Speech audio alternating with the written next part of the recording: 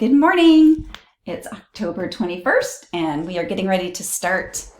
Actually, we've got Block 2 coming up, Block 2 summary coming up this next week, which I feel like is kind of a breather, maybe not so much though, because it's that big test that is coming up. So a couple things I just wanted to talk to you about. So we are starting here on Block 2. The one thing that's still due, and I'm taking a peek at some of your vitamin and mineral assessments, and a couple things I just wanted to make sure you're aware of. I know I talked about this earlier in the week, or maybe it was last week. I don't know. Everything's kind of running together, isn't it?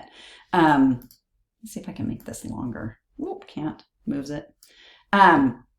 So make sure you're uploading your file. One thing I do check, especially with this one, is looking at your vitamin and mineral intake. And so I'm looking at anything that's less than 100%, I'm sorry, anything less than 80% in terms of vitamins and minerals, just looking at vitamins and minerals, or anything above 200%. So I'm comparing kind of what you're putting in your chart to what you have in your GB Health Watch. So make sure you upload the correct, 3-day average report so that we can look at that. And then I've had a couple of you ask me questions in terms of where do I find, right? So your vitamins and minerals are going to go here.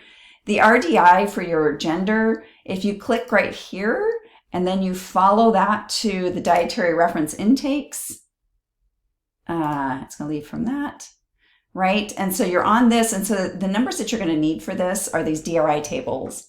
So here's for minerals, here's for vitamins, and then the tolerable upper intake levels are right here. So if you click on that, it's going to show you which ones you need to be concerned about. Which ones do we have tolerable upper intake levels for? And so it's showing you in there. So you're looking at basically your age, and then you're going across the top here and looking at the different vitamins and minerals that we have for the tolerable upper limit intakes. Okay, so that's that. I did have somebody tell me they were trying to make the table.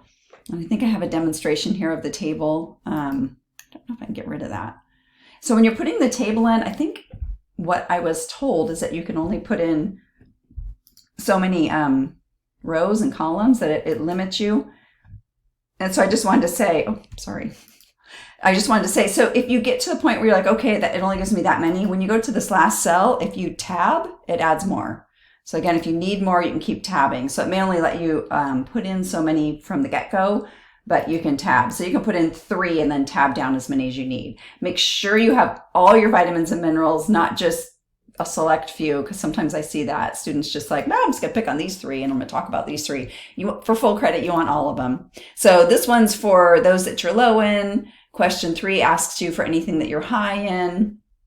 And then question 4, basically, which nutrient was it? And then what are food sources of that? You can get that information from your book.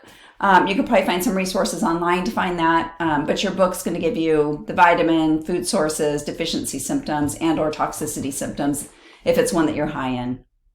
So down here, I guess this one down here, 5 is if you have any that you're toxic in. If you don't have any that you're toxic in, that's okay. There's not a whole lot to put there other than I don't have any that I'm toxic in. So just wanted to remind you guys of that real quick. And then let's go back to the modules. Okay. Go back to the modules. And so we are on Block 2, summary discussion. So you've got a summary discussion here, kind of like the Block 1. Really what we're doing with this is kind of like, reflecting on some of the things that you learned. What is something that you found most helpful for you personally or professionally? I always like to know how you're going to use this information in your professions. And then you can follow the questions here in terms of reflecting on that and putting that information in. So go ahead and put that in there and then reply to 2 of your classmates. So that's the discussion for this week. A little bit of an easier discussion, I think. Go back to modules.